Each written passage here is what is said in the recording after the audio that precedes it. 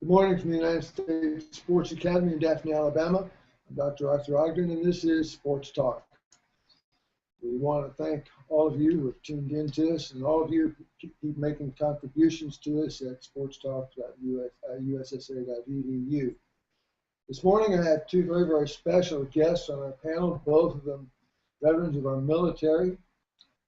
To my right and to your left is Ms. Sarah Lee, who was the registrar here at the Academy. She was in the United States Marine Corps.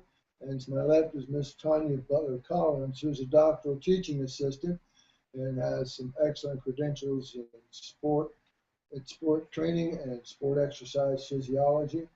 She's a veteran of the United States Army. This past week, as usual, there are a number of top stories that fly all over the headlines. The one that I want to focus on, though, is Jameis Winston again. All of us thought that the issue of his sexual assault back in December 2012, almost 2 years ago now, had all but been set on the shelves. The state attorney had no findings. But then the university itself, Florida State University, has come up and said, we are going to do our own investigation in line with Title IX. Title IX stipulates that within 60 days of an allegation and a charge like this, the university is supposed to do its own investigation. We can talk about the issues of it's a football factory. We can talk about the issues that we're trying to cover up and so forth. But the real issue is the responsibility of the university itself. So we're going to take a look at two things this morning. One is the relationship between this type of charge and behavior associated with athletes on college campuses and the overall view of what it's like for co-eds on campus these days. Important fact, women outnumber men going to college these days. A small percentage, about 2% more, but they are in the majority for a variety of reasons, I would suppose. These two will tell you it's because the guys can't meet the entrance requirements. But FSU is following up on this mandate from Title IX. We can say, well, Title IX should have been put into effect right away, and yes, it should have been. But you see, the attorneys for Jameis Winston would not allow him to cooperate with the university. I don't know how that happens, but it's the university. I don't know how that happens, but it seems to me to be a little bit far-fetched. So we're left with a great deal of questions regarding sexual assault on college campuses. And I think we can all agree that this type of behavior is a microcosm of what's happening in society at large.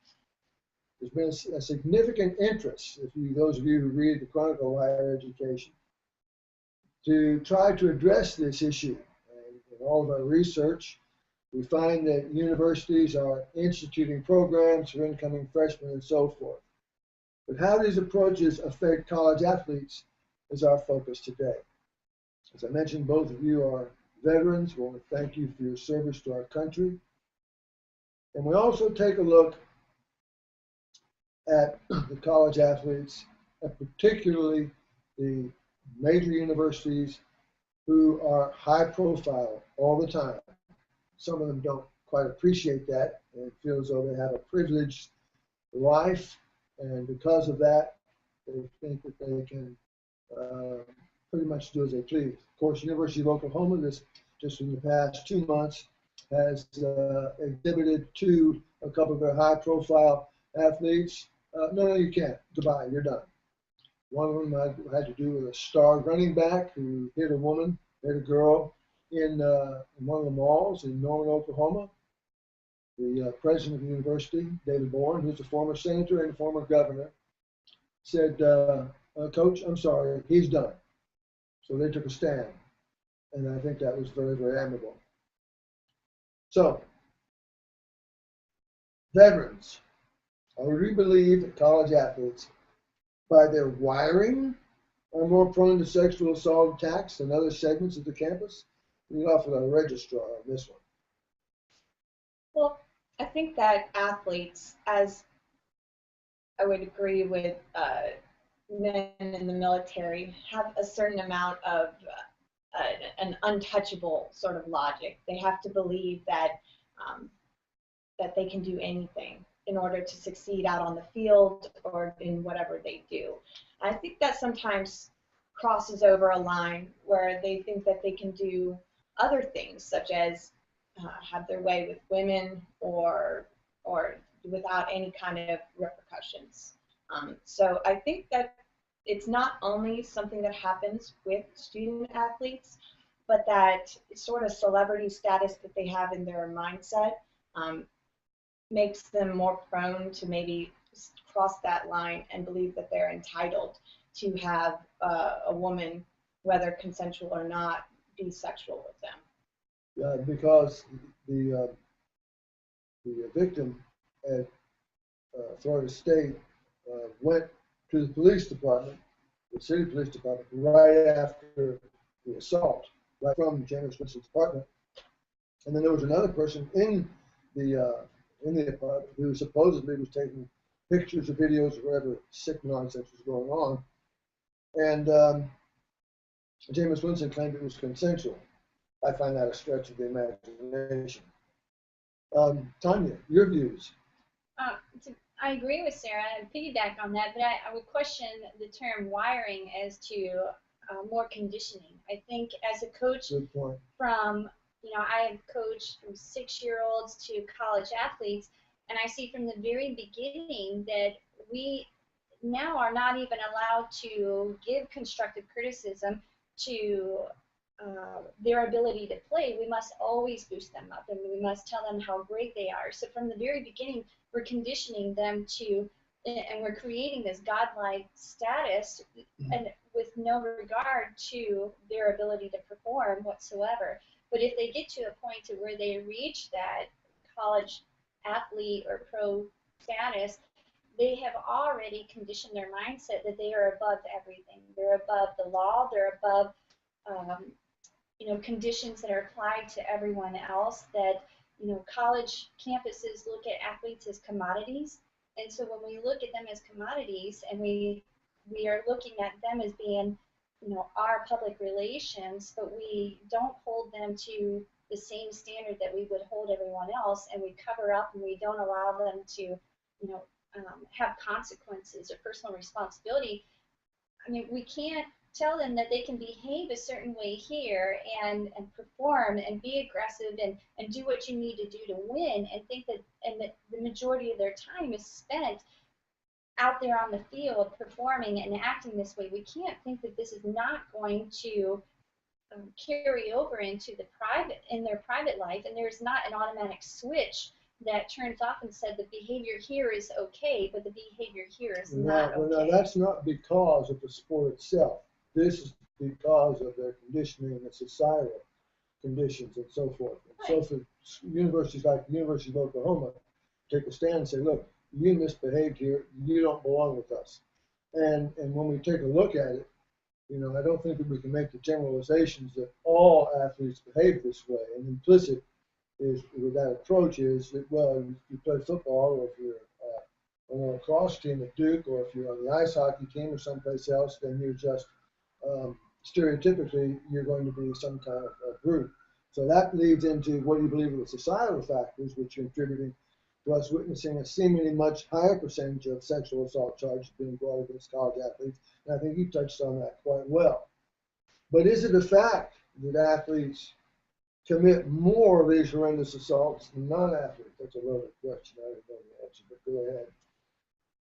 Well, when it comes to sexual assault and rape, the statistics are so misrepresented other than in any other crime that we have. So I think that it's a strange way to examine it. You can't really pinpoint athletes or anything because it's so there's not enough reporting and it's not consistent across the board. Well, statistics show that it's not the case. It's actually the frat boys that are on college campuses that are more guilty. But implicit again in what you're saying, I know you'll support this because you know I've talked about this before. How many of these cases go unreported?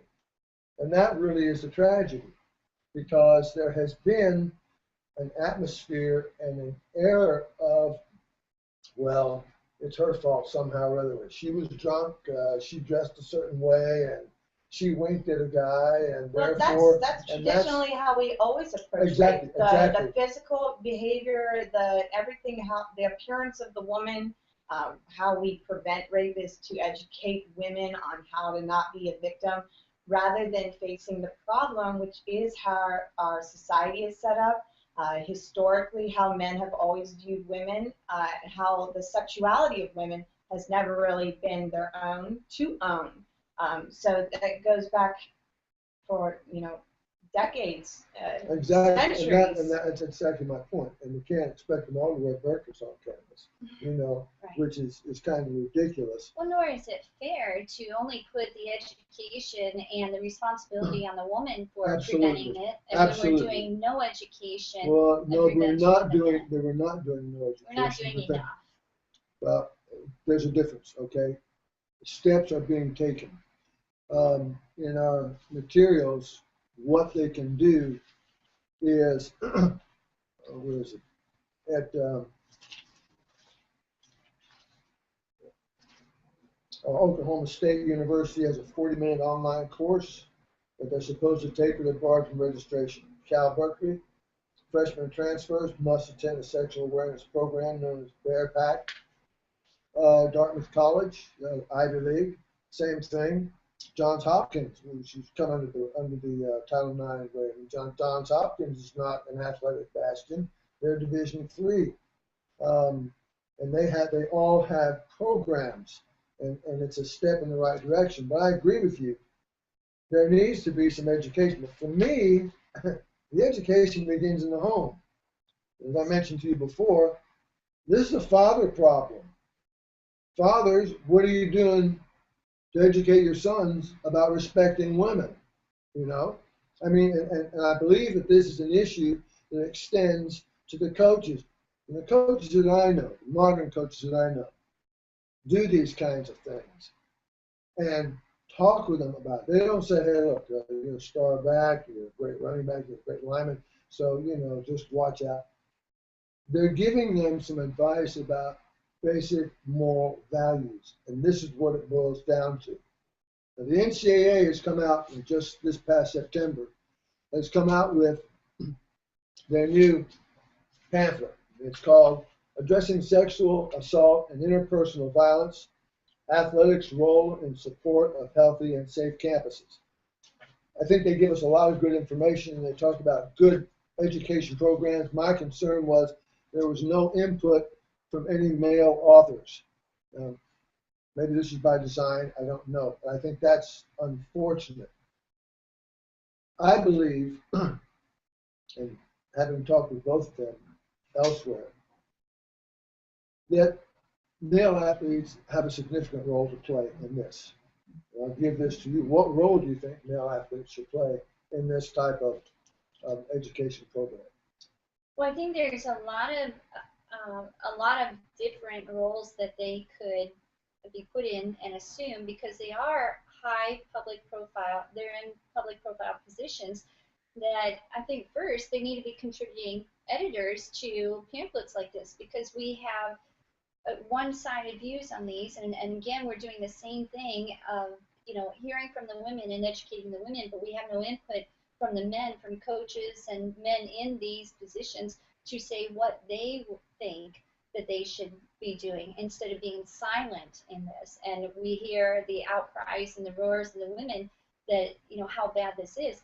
I think the first thing is that we need to go back to doing some of the things that we used to do.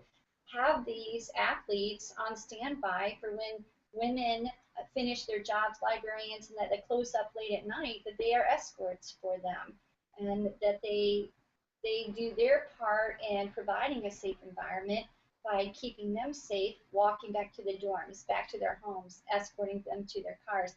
And they are trained to, I think that they should be part of programs within the school and out there talking about why it is wrong themselves. I think that as a public figure that they should be more public. Yeah. I agree with that.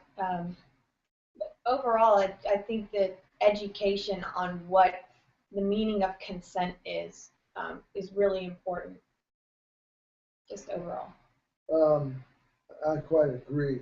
From my perspective, we really don't do a good enough job of educating our youngsters when they're 7, 8, and 9 years old coming along. Because emotionally, physiologically, endocrine-wise, they all secrete their bodily gland juices at different rates. And I've said from the 7th grade to the 10th grade, teenagers are nothing more than a series of glandular secretions exploding, and they don't know how to deal with it. And today, I don't know, you have a daughter, and you got a couple of sons. Have you ever tried going buying clothes for an 8-year-old girl? It's ridiculous. They want to dress them all up like they're models somewhere in New York City. And this impresses not just girls, but the boys. And they begin to see them as objects as opposed to human beings. And the integrity of the entire human condition begins to be diminished. We're running out of time. A couple of things. You said having escorts. That's a good step. But for me, a safe environment is when we don't need them. To me, and this may be parsing words, if we have to have guards to go with them, we have a guarded environment and not a safe environment. And I realize again it's parsing words, and it's a good step in the right direction. But if I were to ask either one of you, and I realized there are no single cause answers or single cause solutions or single cause problems, what one thing in your mind could be done to help student athletes, men and women, completely obliterate this issue? I think it would be cooperative parenting. I think that we have created a society these days to where parents are giving away their parenting to everything else. They're expecting everyone else to do it. They expect coaches to do it, but they don't allow us to talk about right and wrong. Everyone is waiting to be offended, and so everyone is afraid to say what needs to be said. I think that if parents will participate in raising their children and participate in sports rather than dropping their kids off at practice and letting me coach them and then I never see them until they pick them up again, I think that if they are cooperative in the process of raising their children and they are participating in their life, opposed to sending them out there for everyone else to do their job, but not allowing anyone to say the things that they're not talking about in the home, I think that is the very first and the key step. And I agree with that. It's those tough discussions you need to have with your children early on. The ones that, a lot of kids get to college and they finally face those big things. They finally have a taste of freedom. They get into alcohol. They make bad decisions, and they were never counseled on things like sex is not a reward for chivalry or for being a good boy or for athleticism. That male sexual entitlement has to be eliminated when children are young. That thought process has to be changed from an early on point, or it's never going to be changed as adults when it's hardwired into the system. So we both agree that it begins in the home, and we're running out of time here. You mentioned the coach, and I want to have one final note on that. I really think that it begins when youngsters see the interaction between their parents. It is very, very important. I've said all my life, and I've told my children this: good mothers make good wives. Good mothers make good husbands of their sons. Good fathers make good wives of their daughters. Because the first contact we have with the opposite gender is a parent. And the relationship you have with that parent frames and builds the model you seek for a lifetime partner. And how you develop that partnership. I'll give you another bit of advice. Don't settle, select. And that's what I told all of my children. What these veterans are telling you makes sense in every sense of the word. And I just want to pick up on one thing that Tanya said, and I feel very fortunate. One of my sons plays for a youth league coach, and my wife or I, when we have the opportunity, is usually there at practice. We know we don't have to because this coach, when he gets done, says, "All right, guys, did you do your homework? Did you have fun today? Did you learn anything today? Did you clean your room? Did you brush your teeth? Did you help your mama? Did you help your daddy? Did you do your chores?" Of course, he's also a pastor. His name's Byron Franklin, former All-American wide receiver at Auburn University and former member of the Board of Trustees at Auburn University. When we get blessed with young coaches like that, he's not that young anymore, coaches for our youth, these are the kinds of things that these veterans are talking about. I want to thank them. Thank you, Tanya. Thank you for Sarah for being with us. This is an important topic, and we hope you carry it with you as you walk for the rest of the week. So we'll see you next week at this time, same YouTube here at the United States Sports Academy, Sports Talk. The United States Sports Academy in Daphne, Alabama. This is Dr. Arthur Ogden saying so long and good sports.